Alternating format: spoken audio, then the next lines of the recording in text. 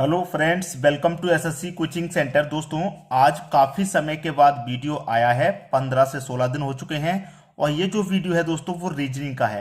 तो चलिए स्टार्ट करते हैं। पहला प्रश्न, नीचे दिए गए पासे में अंक 6 के विपरीत फलक पर कौन सा अंक होगा। मुझे पता है बहुत सारे बच्चे हो सकता है नाराज भी हों क्योंकि काफ़ी समय के बाद वीडियो अपलोड किया है। ठीक है, काफ़ी बच्चों को इंतजार रहेगा कब वीडियो आएगा कब आएगा। बहुत सारे बच्चे इंतजार भी कर रहे होंगे। तो मैं आपको पहले बता दूं, यहाँ पर 15 से 16 दिन बाद वीडियो आए हैं, मुझे मालूम है इस बात के लिए। और मैं इसके लिए आपसे सॉरी भी कहना चाहूँगा क्योंकि बहुत सारे बच्चे जो इंतजार कर रहे होंगे इस वीडियो के लिए या और भी मेरे वीडियो के लिए, उनको काफ़ी इंतजार करना पड़ा और उसके बाद भी इंतजार के बाद भी 15-16 दिन गुजर गए और वीडियोस नहीं आया। उसके लिए मैं आप सबको सॉरी बोलूँगा। और आज के बाद हो सकता है रेगुलर वीडियो आएगा क्योंकि मैं पूरी कोशिश कर रहा हूँ रेगुलर वीडियोस के लिए। ठीक है, तो यहाँ पर जो प्रश्न है ये साधारण पासे का है और आपसे कह रहा है कि 6 के विपरीत फलक पर कौन सा अंक होगा। देखिए, मैं सबसे पहले आपको समझा दूं, जो साधारण पासा होता है हमारा, साधारण पासा, ठीक है, मैं साधारण पासे की बात कर रहा हूं। साधारण पासे में क्या होगा, कोई भी दो अंक जोड़िए और आपको आपका आंसर मिल जाएगा। जैसे मैं 1 + 6 करूंगा तो 7 होता है। ठीक है, 2 + 5 करूंगा तो भी 7 होता है। मेरे कहने का मतलब ये है कि कोई भी दो अंक जोड़ करके 7 आ जाए, दो अंक जोड़ करके आपका 7 आ जाएगा, आपको आपका आंसर मिल जाएगा। ठीक है, पासे में होते कितने अंक हैं? 6 अंक होते हैं। 2 5 को जोड़ के 7 आ जाएगा, 3 और 4 को जोड़ के 7 हो जाएगा। तो 1 2 3 4 5 6, ये 6 अंक ही तो होते हैं। ठीक है, अब इसका मतलब क्या है आपका? इसका मतलब यह है कि कहीं पर भी आपसे पूछा जाए कि 6 के विपरीत क्या है, तो 6 के विपरीत 1 आपका आंसर है और 1 के विपरीत पूछा जाए तो 6 आंसर है। ठीक है, शुरू का नंबर लिखेंगे और लास्ट का नंबर लिखेंगे 6। 1 से लेकर 6 तक अंक होते हैं पासे में। शुरू का अंक 1, लास्ट का अंक 6। फिर शुरू के बाद स्टार्ट करेंगे 2, फिर लास्ट से सेकंड लास्ट 5। इधर से आगे बढ़ेंगे, इधर से पीछे लौटेंगे, 1 2 3, ऐसे ही यहां पर 6 5 4 आ जाएगा। तो 1 के विपरीत 6 और 6 के विपरीत 1 और इनका योग जोड़ने पर कितना आना चाहिए? 7 आना चाहिए। ये हमारा साधारण पासा होता है। तो यहां पर प्रश्न कह रहा है कि 6 के विपरीत फलक पर कौन सा अंक होगा भाई? 6 के विपरीत फलक पर आपका कौन सा अंक होगा? 1 होगा। यह आपके प्रश्न का बिल्कुल सही जवाब हो जाएगा। कोई भी पूछ लेता 6 की जगह, चाहे वो 2 पूछ लेता, 4 पूछ लेता, कुछ भी पूछ लेता, तरीका आपको मालूम है, आप बता देंगे। तो पहला ऑप्शन इस प्रश्न का बिल्कुल सही जवाब है। क्लियर होगी बात? उम्मीद करूंगा सभी को प्रश्न अच्छे से समझ में आ गया होगा। अब देखेंगे अगला प्रश्न। अगला प्रश्न है, निम्नलिखित श्रृंखला में प्रश्नवाचक चिन्ह के स्थान पर क्या आएगा? अगला प्रश्न है, निम्नलिखित श्रृंखला में प्रश्नवाचक चिन्ह के स्थान पर क्या आएगा? अब यहां पर देखिए, प्रश्नवाचक चिन्ह ये रहा, ये सीरीज है 2 7 16 29 क्वेश्चन मार्क। यहां पर कौन सी संख्या आएगी ये आपको बता देना है। तो आपने बहुत सारे तरीके सीखे होंगे और बहुत सारे बच्चे क्या करते हैं कि क्वेश्चन को देखते ही सॉल्यूशन करने में लग जाते हैं। ये उनकी बहुत ही सही बात है, बहुत अच्छी बात है। टाइम बिल्कुल भी वेस्ट ना करें। क्वेश्चन आपके सामने आ गया, तुरंत सॉल्यूशन में लग जाइए, कैलकुलेशन करने में तुरंत के तुरंत लग जाइए। अब मैं यहां पर देखूं सीरीज मेरी कैसी है। एक तो सीरीज होती है कि बढ़ते हुए क्रम में चले, एक होती है घटते हुए क्रम में चले, एक होती है कभी बढ़ेगी कभी घटेगी, कभी बढ़ेगी कभी घटेगी, इस तरीके से। तो ये मेरी सीरीज कौन सी है? 2 के बाद 7, 7 के बाद 16, फिर 29, बढ़ते हुए क्रम में है। तो 2 के बाद कितना हो गया? 7। तो 2 में मैं कितना ऐड करूंगा 7 हो जाए? आप बोलेंगे सर 2 में अगर 5 जोड़ दें तो 7 हो जाएगा। और 7 में कितना ऐड करूं कि 16 हो जाए? आप बोलेंगे सर 7 में अगर आप 9 ऐड कर दें तो 16 हो जाएगा। बिल्कुल सही है। और 16 में कितना ऐड करें कि आपका 29 हो जाए? आप कहेंगे सर 13 ऐड कर देंगे तो 29 हो जाएगा। अब यहां पर मैं कितना ऐड करूं कि ये संख्या मिल जाए? यहां पर 5 ऐड करने से 7 मिला, 9 ऐड करने से 16 मिला, 13 ऐड करने से 29 मिला। यहां पर कितना ऐड करें कि ये संख्या मिल जाए? भाई मैं 29 में कितना ऐड करूं नहीं बता पा रहे आप। जब फर्स्ट डिफरेंशिएशन से समझ में ना आए तो आप डबल डिफरेंस कर लेना। याद रखना हमेशा मेरी बात को, अगर फर्स्ट डिफरेंस से समझ ना आए तो डबल डिफरेंस। 5 से 9 हुआ, 5 में कितना जोड़ा कि 9 हो जाए? आप बोलेंगे सर 5 में 4 जोड़ देंगे तो 9। 9 में कितना जोड़ें कि 13 हो जाए? आप कहेंगे सर 9 में 4 जोड़ दें तो 13।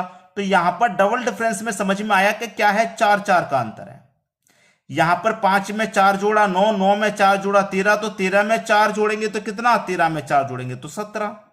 तो इसका मतलब क्या हो गया कि 29 में कितना जोड़ना है भाई, 17 जोड़ना है। तो 29 में 17 जोड़ेंगे तो यहां पर कौन सी संख्या आ जाएगी, 46 आ जाएगी। 46 आपके प्रश्न का बिल्कुल सही आंसर हो जाएगा, जो कि डी ऑप्शन में दे रखा है। तो प्रश्नवाचक चिन्ह के स्थान पर क्या जाएगा, 46 आ जाएगा। ये प्रतिशत का निशान हो सकता है गलती से लग गया हो, यहां पर 46 आ जाएगा। ये आपके प्रश्न का बिल्कुल सही जवाब। बात समझ में आ गई। अब देखेंगे हम अगला प्रश्न। अगला प्रश्न है, दिए गए विकल्पों में से विषम को चुनिए। अब देखिए 4 विकल्प हैं आपके पास। अब इसमें कैसे पता करें कि विषम कौन सा है, कैसे पता करेंगे भाई। ACE, AEC, PTR, FJH, KPM।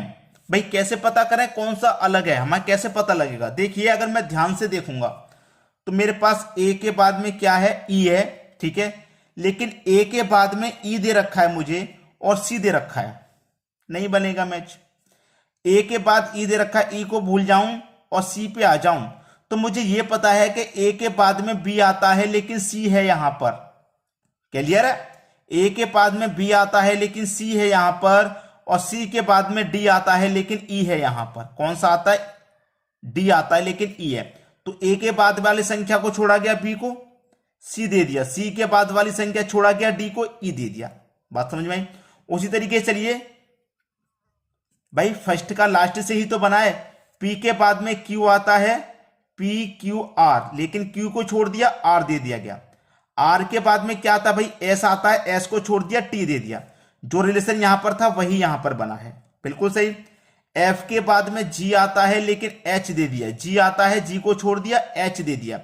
H के बाद में I आता है लेकिन J दे दिया, I को छोड़ दिया, ठीक है। उसी तरीके से K के बाद में क्या आएगा भाई, एक अक्षर छोड़ के ही तो चलने समय। A के बाद में B छोड़ा, P के बाद में Q छोड़ा, F के बाद में G छोड़ा। K के बाद में क्या आता भाई, K के बाद में L आता है, ठीक है। K के बाद में L आता है, K के बाद L को छोड़ दिए, M को दे दिया। M के बाद में क्या आता भाई, M के बाद में N आता है, N को छोड़ेंगे, Q देंगे, NOP, ठीक है। अब यहां पर देखिए कुछ अलग नजर आया, कुछ अलग नजर आया। देखिए A के बाद में B, C, D, E, P, Q, R, S, T, F, G, H, I, J, K, L, M, N, O। यहां पर क्या आना चाहिए था, N के बाद में O आता है भाई, N के बाद में O आता है लेकिन P दिया गया है। तो यही तो अलग हो गया, ये 3 तो समान हो गए, ये हमारा विषम हो जाएगा, अलग हो जाएगा सबसे। तो यही तो सही आंसर हो जाएगा। विषम ही तो पूछ रहा था, विषम हमको मिल गया, ये आपका सही जवाब, ठीक है। अब देखेंगे अगला प्रश्न। अगला प्रश्न है, 12 है, 7 है, 16 है, क्वेश्चन मार्क है। भाई 12, 7, 16 क्वेश्चन मार्क, क्या रिलेशन है यहां पर। 12 से 7 कैसे बनेगा, उसी तरीके से 16 से क्वेश्चन मार्क वाला बनाना होगा। मैं क्या करूं कि मेरे पास जब 12 है तो मैं 12 को क्या करूं, 2 से डिवाइड दे दूं। कितनी बार जाएगा भाई, 6 बार जाएगा। 12 में 2 से डिवाइड दूंगा, 6 बार जाएगा, लेकिन चाहिए हमको 7। तो 6 में मैं क्या करूंगा, 1 अपनी तरफ से जोड़ दूंगा, मुझे 7 मिल गया। उसी तरीके से मेरे पास 16 है, पहली संख्या में 2 से डिवाइड दिया, यहां भी पहली संख्या में मैं 2 से डिवाइड दे दूंगा। अगर मैं यहां पर 2 से डिवाइड दे दूंगा, कितनी बार में जाएगा भाई, 8 बार में जाएगा। 2 8 16, 8 बार में गया। लेकिन जितनी बार मैं यहां गया था उसमें 1 जोड़ा, तो जितनी बार में यहां गया है उसमें भी तो 1 जोड़ेंगे, तो 8 में 1 जोड़ेंगे तो 9 आएगा कि नहीं आएगा। तो बी ऑप्शन आपका सही हो जाएगा कि नहीं हो जाएगा, बिल्कुल सही आंसर है 9। बात क्लियर है, सभी की समझ में आ गई होगी। प्रश्न इजी है, आसान भी है, लेकिन सभी के लिए आसान और इजी नहीं है। उन्हीं के लिए आसान है जो प्रैक्टिस कर रहे हैं, रेगुलर पढ़ाई कर रहे हैं, उन्हीं के लिए आसान है प्रश्न। बात क्लियर हुई। अब देखेंगे अगला प्रश्न। अगला प्रश्न है 2/3 रेशियो 19/29, ठीक है, प्रोपोर्शनल 8/7, यहां दे रखा है क्वेश्चन मार्क। देखिए दोस्तों, ये प्रश्न बहुत ही लॉजिकल है। लॉजिकल का मतलब अच्छा प्रश्न है। मैंने सोचा है ये प्रश्न मैं आपको होमवर्क के लिए दूं, जिससे क्या होगा कि आप इस प्रश्न के बारे में सीखेंगे तो आपको बहुत कुछ सीखने को मिल जाएगा। ये प्रश्न मैंने इसीलिए आपको होमवर्क के लिए रखा है, आप घबराइए नहीं। अगर आपसे ये प्रश्न हल नहीं हुआ तो अगले वीडियो में मैं इस प्रश्न को हल करके लेके आऊंगा। सबसे पहला प्रश्न इसी का लेकर के आऊंगा, हल करके लेके आऊंगा। ये प्रश्न मैं आपको इसलिए दे रहा हूं क्योंकि इस प्रश्न का जो आंसर है वो बहुत ही लॉजिकल है, बहुत ही क्वेश्चन आप समझेंगे। तो देखिए मैं आपको सीधी सीधी बात बताऊं कि जो बच्चे रेगुलर तैयारी कर रहे हैं वही इस प्रश्न के आंसर तक पहुंच पाएंगे, जो नए नए तैयारी करने स्टार्ट हुए हैं वो नहीं पहुंच पाएंगे, क्योंकि बहुत ही लॉजिकल प्रश्न आंसर है इसका, बहुत ही लॉजिकल। ठीक है, तो अभी से कोशिश करने में लग जाइए कि इसका आंसर क्या होगा। चलिए अगर आप चाहो तो मैं इसका आंसर आपको बता दूं, 79/69 ये इस प्रश्न का सही आंसर है। अब कितने बच्चे ऐसे हैं जो इस प्रश्न का आंसर ये लेकर के आ सकते हैं, वो सही जवाब लेकर के आ रहे हैं जिनका आंसर ये आ रहा है। ठीक है, तो अभी से लग जाइए कि आप ढूंढिए क्या कैलकुलेशन रहेगा कि इसका आंसर ये आ जाए। बहुत सारे बच्चे क्या करते हैं कि आंसर हमें दे दिया, सी आंसर करके कमेंट करते चले जाएंगे, ऐसा नहीं।